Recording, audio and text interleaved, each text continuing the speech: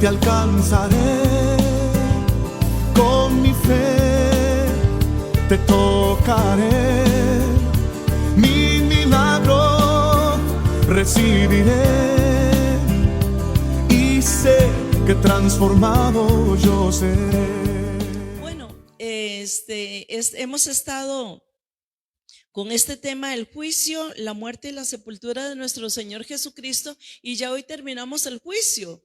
El juicio, estuvimos hablando que la esposa de Poncio Pilato tuvo un sueño, ¿verdad? Cuando a él lo tenían preso, y le dijo: por favor, yo he soñado y he padecido mucho, y lo que yo necesito decirte es que no le hagas daño a ese justo, porque he tenido un sueño y ese sueño me ha atormentado. Y qué importante es cuando el Espíritu Santo, hermanos, interviene y el Espíritu Santo intercede. Y cuando viene la esposa de Pilatos y se lo dice a él, el hombre no le hace caso, la ignora, la ignora. Y es tan lamentable el hecho de que él ignore lo que su esposa le decía, porque esa información venía directamente de Dios para salvar la esposa de Pilatos. Yo no sé si tenían hijos, la Biblia no dice, pero qué importante que es ser sensible a la voz del Espíritu Santo. Muchas veces dice el libro de Joel capítulo 2 verso 25: y en los postreros tiempos derramaré de mi espíritu sobre toda carne. Dice: y los ancianos soñarán sueños y los jóvenes tendrán visiones. Así es que si usted sabe si ya es anciano o es joven, ¿verdad? Los ancianos soñarán sueños y los jóvenes tendrán visiones. Vea, hermanos, muchas veces yo me considero a mí misma y yo digo: ay, soy muy joven, soy muy niño, soy muy viejo, soy hombre, soy soltero, soy pobre, Pero ¿sabe qué? El Señor no hace excepción de personas. Lo más importante para Dios es que este estuche, este templo que es este cuerpo que es templo del Espíritu Santo, nosotros entendamos que Dios trabaja a través suyo. Dios quiere llenar ese templo porque esa es su casa. Es su casa. Y no solamente casa. Le digo algo. Su casa es el templo del Espíritu Santo. Yo no sé si es mucho para mí, para usted, para mí sí. Y en ese templo del Espíritu Santo, que es su casa, Él manda la información. Así es que si es joven usted, no se asuste. Si es adulto, no se asuste. El Señor va a depositar la información que Él tiene en usted. ¿Cuántos le alaban? Mire, la esposa de Potifar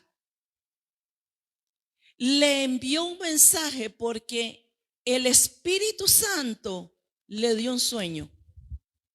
Y el sueño cambió la historia. El sueño que le dio esa mujer. Y el marido la ignoró. Y el marido la ignoró.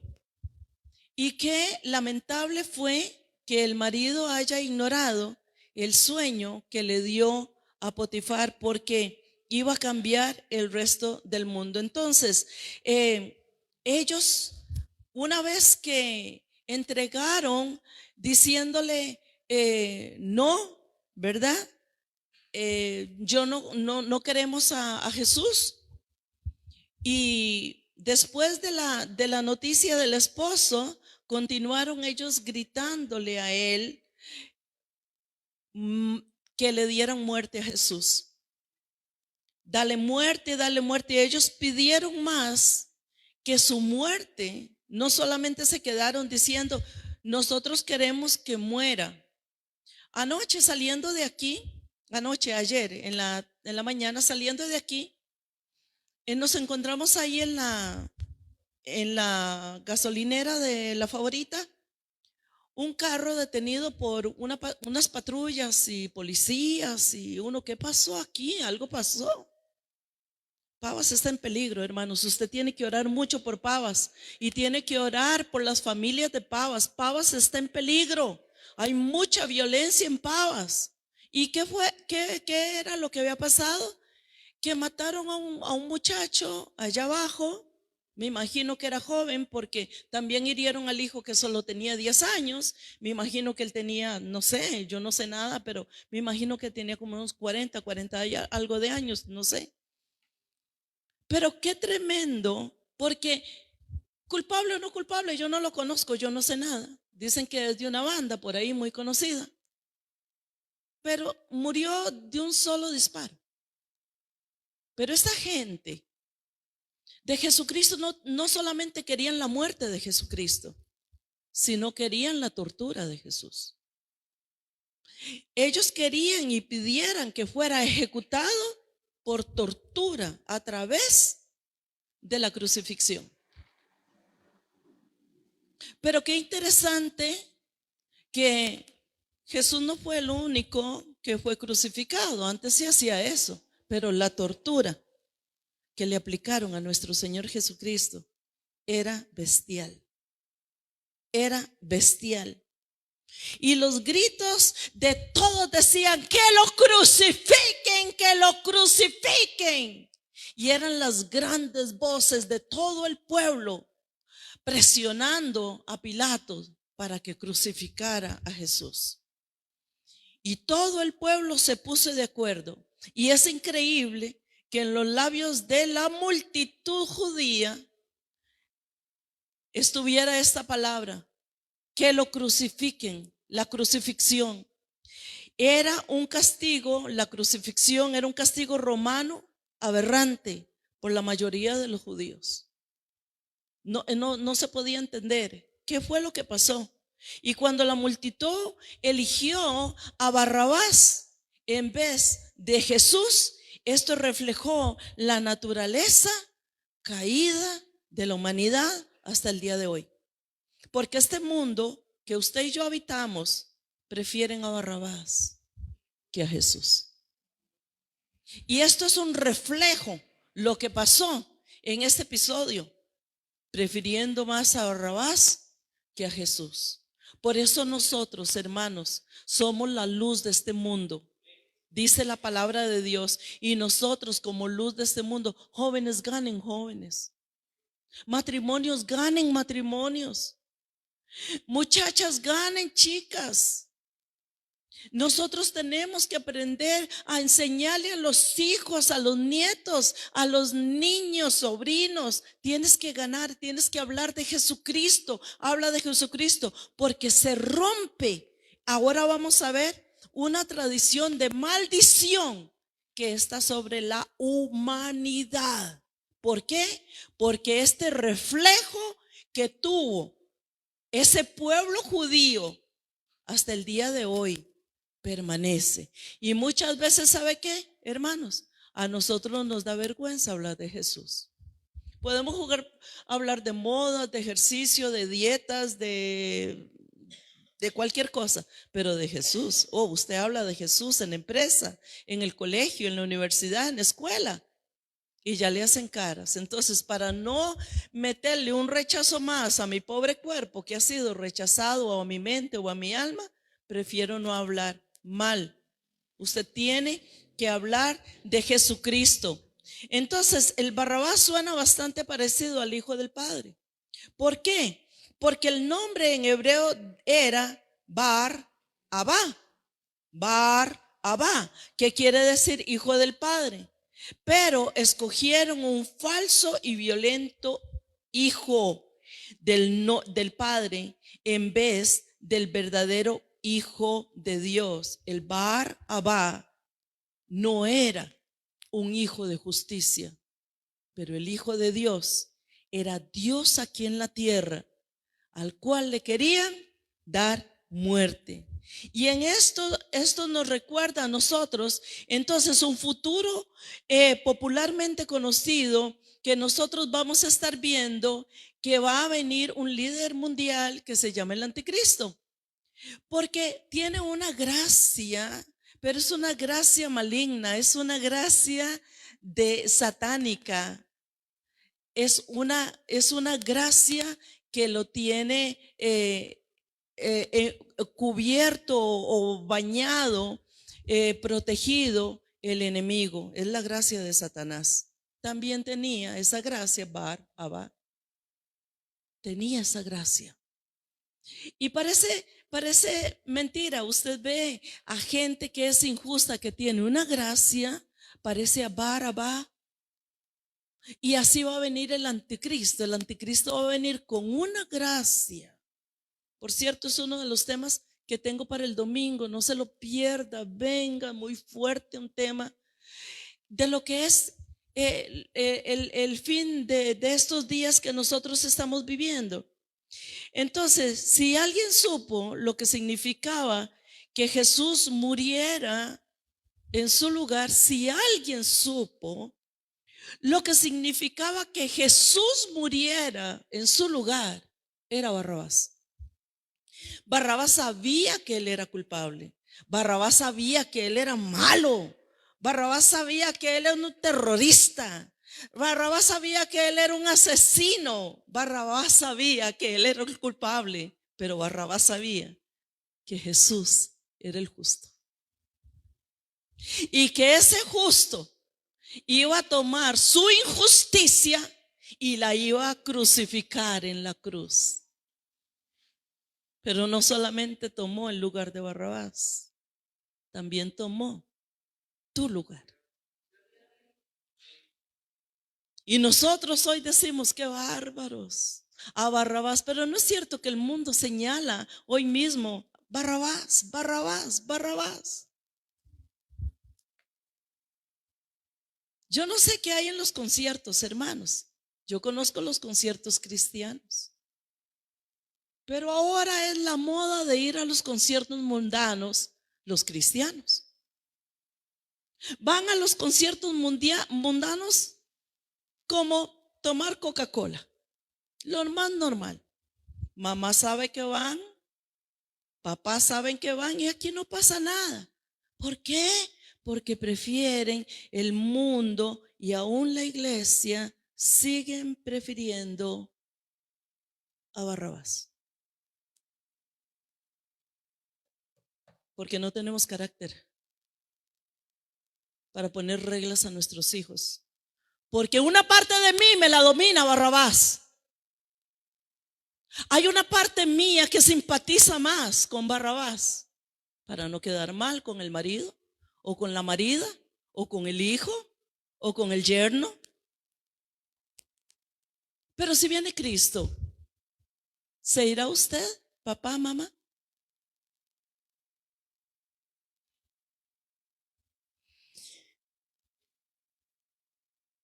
Barrabás sabía que ese lugar era para él. Barrabás sabía que el justo tenía que ser libre. Pero el mundo está al berres. El mundo está, como dice vulgarmente, patas arriba. Y hoy seguimos aplaudiendo muchos a Barrabás y no a Jesús. Cuando yo me hago un examen de conciencia, yo tengo que entender cuánto tiempo yo le doy más a Barrabás que a Jesús. ¿Cuánto tiempo yo paso más trabajando que en la intimidad con Dios sin que venga a la iglesia? ¿Cuál es el Dios de mi vida?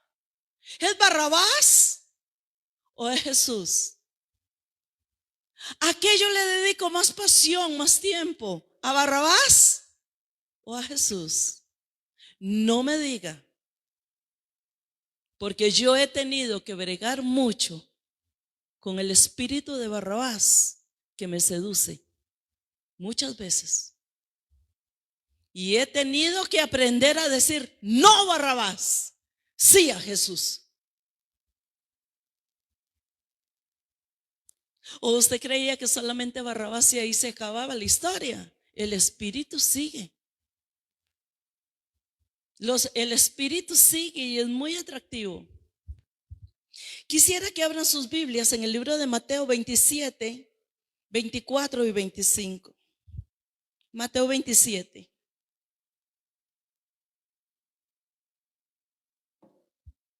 Dice así: viendo Pilato que nada adelantaba, sino que se hacía más alboroto, tomó agua. Mire, esto es, hermanos, yo le pido al Espíritu Santo que por favor le revele a ustedes lo que dice aquí.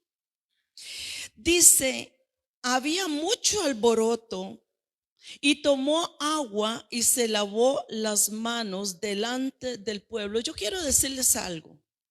Esto no era una costumbre. Esto no era una tradición. Esto lo inventó Pilatos. Es el síndrome de Pilatos, diría yo. Dice mi esposo que yo a todo le pongo síndrome. Síndrome de Peter Pan, de la princesa, todo le pongo síndrome. Si usted me dice un problema, yo le digo, eso es un síndrome que usted tiene y le pongo nombre. Tengo una habilidad para ponerle nombre. Este es un problema que tenía Pilatos. Dice, ok, como yo no puedo hacer nada, perdón, no podía o no quería.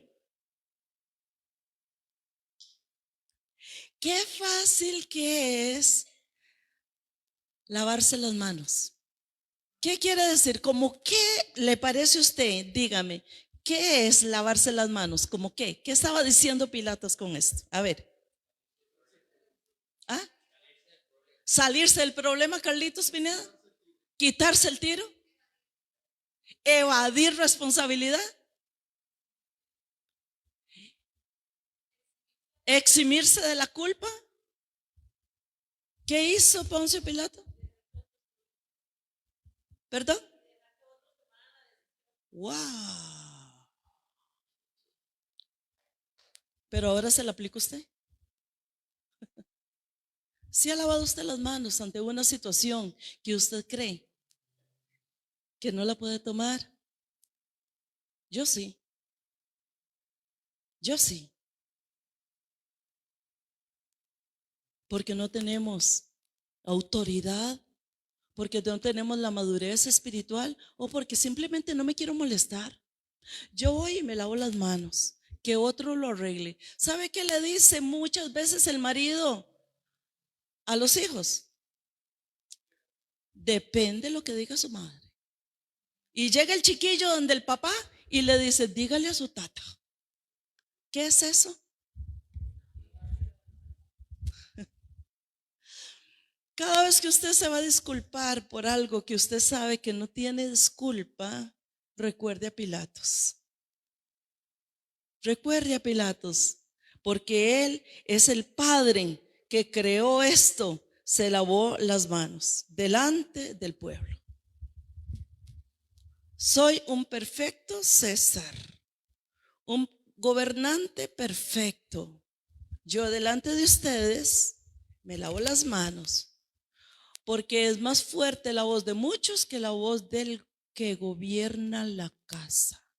Se lo repito, es más fuerte la voz de muchos en la universidad, en el colegio, en la casa, que la voz de papá y mamá, para que no se molesten. ¿Y qué?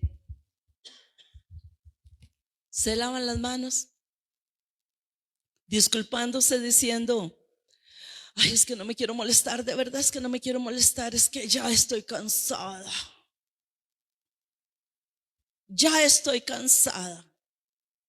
Las reglas son muy claras y el Señor a nosotros nos manda que nosotros seamos firmes en lo que es el abecedario del cielo. Obedece a la palabra de Dios.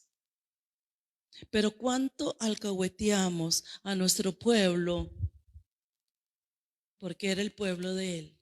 mi pueblo inmediato, es mi casa. Es mi casa. Y dice, inocente soy yo de la sangre de este justo, allá ustedes. ¿Perdón? ¿Era inocente el gobernador? No, era el primer culpable. Pero hermanos, vea qué tremendo, porque toda decisión, y él estaba haciendo una decisión que iba a marcar la historia. Y dice, inocente soy yo, diciendo, de la sangre de este justo, allá vosotros. Y dice el 25, y respondiendo todo el pueblo dijo,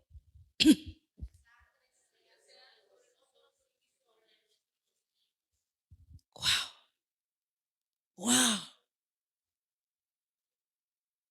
su sangre sea sobre nosotros y sobre vuestros hijos. Y a partir de ese momento hasta el día de hoy, la maldición que desató ese pueblo está como la sangre de ellos sobre cada cabeza y sobre cada familia.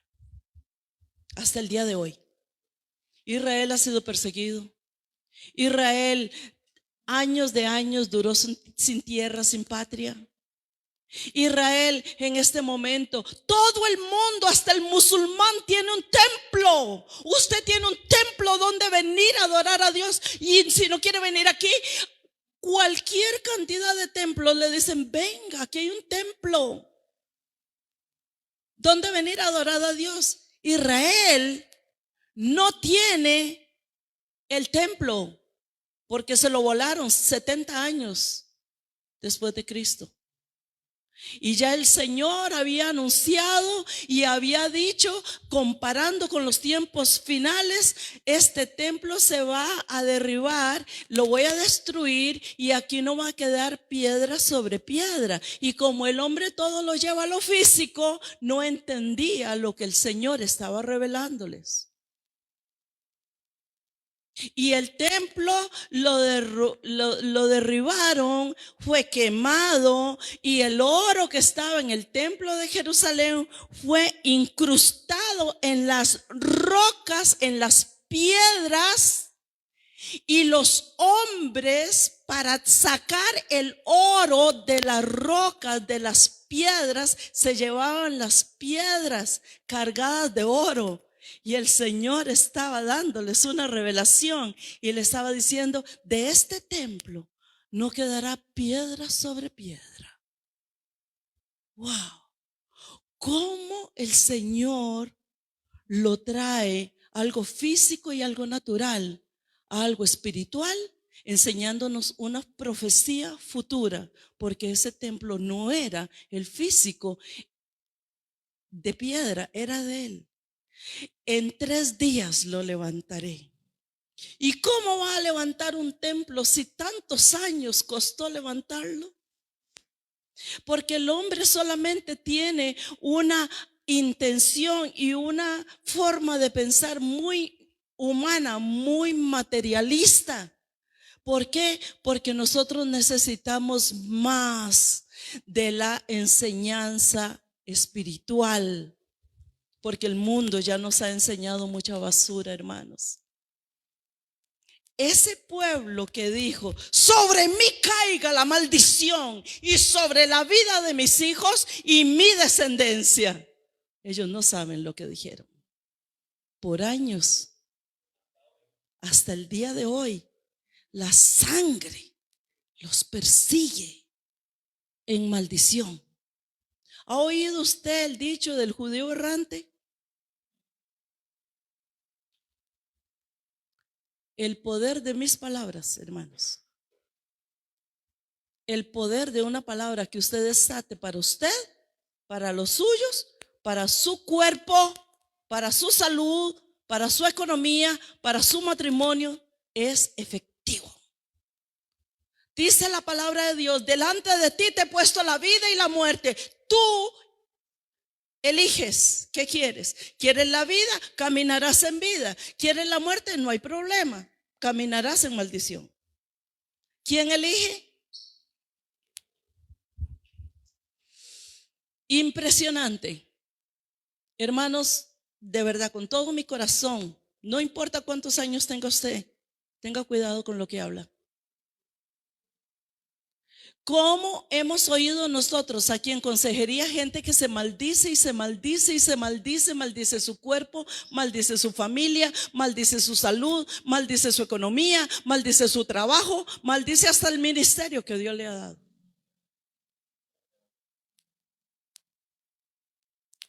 Y nosotros vemos con malos ojos al pueblo de Israel, porque dijo: que esa sangre caiga sobre mí, pero que a este lo matan, lo matan. Y no lo matan solamente metiéndole una estaca o una espada, que hubiera sido más fácil. Tortúrelo, tortúrelo. ¿Me entiende cómo se relaciona esta historia conmigo? ¿Me entiende cómo nosotros al ver la palabra, es el mensaje del Señor es para mí? ¿Cuántas veces nos lavamos las manos? Vea, hermanos, hemos sido tan, ¿cómo se dice una persona que no es agradecida? Desagradecidos es, sí. Mal agradecidos. Hemos sido tan mal agradecidos. ¿Y sabe por qué hemos sido mal agradecidos? Escuche, porque no hemos sido bien educados.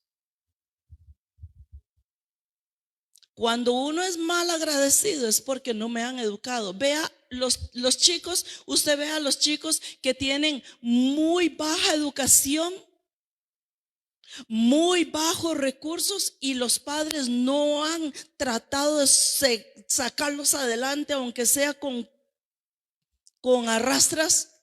Pero usted ve un muchacho educado, usted lo ve diferente, no le baja la cabeza a nadie. Usted no ve que un muchacho educado, no importa los recursos que tenga, pero es educado por mamá y papá, no le bajan la cabeza. Pero usted ve a otros que hacen así, se esconden por allá, se andan escondiendo. ¿Por qué? Porque no tienen identidad, porque le robaron la identidad, porque no tienen autoridad. Los hijos de Dios tenemos que aprender a caminar con la cabeza en alto.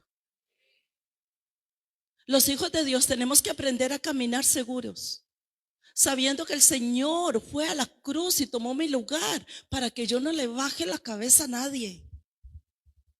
Y que no seamos como este pueblo, porque nosotros no vivimos en maldición, nosotros vivimos en bendición. Nosotros somos una generación bendecida, vivimos en la gracia, estamos estables, tenemos todos los recursos que me dio la cruz, su sacrificio. Él fue por mí, Él tomó mi lugar, Él llevó la miseria para que yo tuviera el poder, Él llevó la maldición para que yo tuviera la bendición, Él llevó la mentira para que yo anduviera en la verdad. Eso es lo que Dios hizo en mi lugar, y por eso nosotros tenemos que decir que nosotros somos una generación bendita. Amén, bendito sea el nombre del Señor. Entonces Pilato intenta evadir la responsabilidad del destino de Jesús.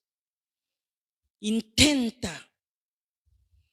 Y era algo fuera de lo normal que Pilato se diera de esta manera ante los líderes religiosos y la multitud. Él pudo haber elegido diferente. Sin embargo, tomó agua y se lavó las manos delante del pueblo, como diciendo: está fuera de control. ¿Sabe qué es eso, hermanos?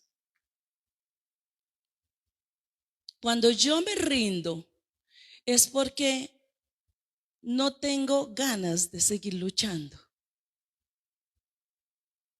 Muchas personas empiezan un libro y lo dejan tirado, empiezan un trabajo y lo dejan tirado, empiezan un ministerio y lo dejan tirado.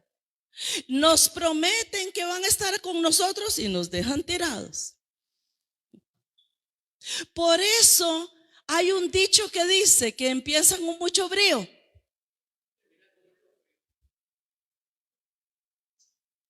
Eso le pasó a Pilatos. Eso nos dice a nosotros, como si nos estuviera diciendo personalmente: no le deseo ningún daño a Jesús, pero estas cosas suceden. Hay cosas que suceden. Eso es lavarse las manos. Cuando hay cosas importantes que usted tiene que tomar decisiones, hermanos, no se lave las manos. Enfréntelas. Enfréntelas. Porque depende de esa situación, cuando usted la enfrente, van a venir las consecuencias.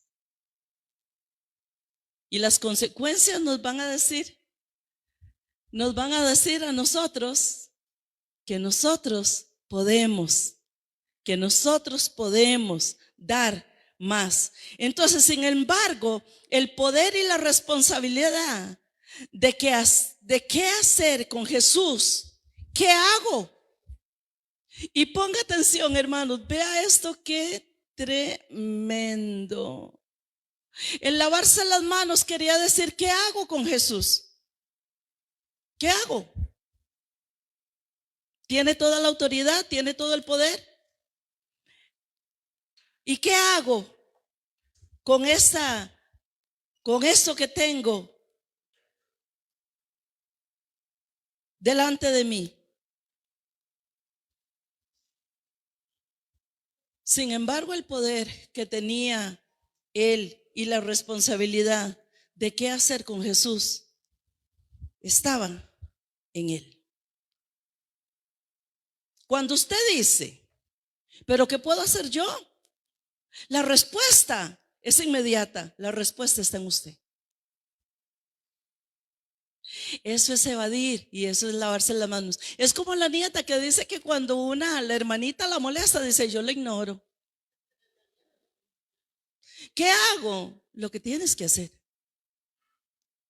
¿Sabe qué le dijo Jesucristo a Judas? Haz lo que tengas que hacer. Ya lo tenía planeado en el corazón y en la mente. Jesús sabía que ninguna palabra que él sacara de su boca iba a hacer que Judas cambiara lo que ya estaba en el corazón. ¿Qué hago? La respuesta es: haz lo que tengas que hacer. Dígale eso a su compañero que está al lado. Y al decir: no encuentro en él delito alguno, no encuentro en este justo delito alguno. Oiga otra cosa. ¿Qué hacemos nosotros cuando nos lavamos la mano? No encuentro en este justo delito alguno. No es suficiente. Muchas veces dicen por ahí que el que habla y come pescado tiene que tener. No encuentro en este delito alguno. No, es que la autoridad que yo tengo, es que la responsabilidad que yo tengo tiene que ser suficiente para que yo tome decisiones con respecto a mi tarea, a mi responsabilidad y a mi trabajo. Hermanos, ¿sabe qué nos quiere dar esta lección?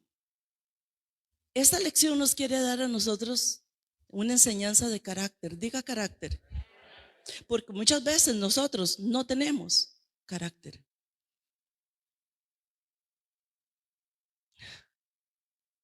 Entonces, buscar una solución astuta para liberar al prisionero en la Pascua no era una solución. Lavarse las manos no tenía ningún significado. Ninguno. Para nadie. Hay cosas que uno se saca de la manga cuando está ante una situación porque no tiene carácter para tomar una decisión. Cuando Dios te pone por gobierno, cuando Dios te pone por líder, cuando Dios te pone en un lugar donde sabes que nadie más puede hacerlo, una excusa no es suficiente. ¿Cuántos me aman? Y no me tiran chayotes ahorita. Por lo tanto, no podía escapar de la responsabilidad, y eso es por siempre. Él fue una persona que él marcó la etapa como un criminal, enviando a Jesús a la cruz y haciendo eco a través de los años, de los siglos, hasta el día de hoy. En el gobierno de Poncio Pilato asesinaron a Jesús. No es suficiente la muerte. Aún después de la muerte, hay gente que dice, en el pastoreo de Ana Brenes, que yo recuerdo cuando esa mujer pastoreaba la iglesia Ministerio Fe.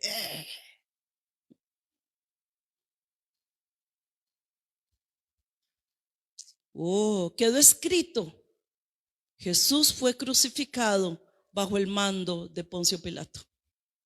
Quedó escrito en la Biblia. Y por lo tanto, no pudo escapar de la responsabilidad. Y es por siempre asociado como un asesino.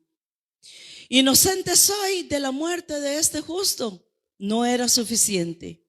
En el intento de autojustificación de Pilato, oculta una declaración de la inocencia de Jesús. No es una justificación, es que estaba ocultando la inocencia de Jesús. Porque eso es lavarse las manos.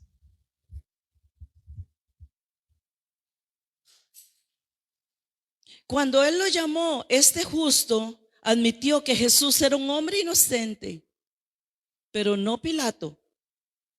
Solo porque Pilato haya dicho inocente soy, no significa que Pilato era inocente. No, yo soy inocente, yo soy buena gente. ¿Perdón? ¿Es usted inocente de verdad, Pilato? ¿Es usted buena gente, Pilato? Inocente soy de la sangre de este justo. Mentira. Eso es lavarse la mano y ocultar la verdad del carácter que yo tengo como gobernador o usted en el lugar donde está. Entonces admitió que Jesús era un hombre inocente. Claro que sí. Su sangre sea sobre nosotros y sobre nuestros hijos.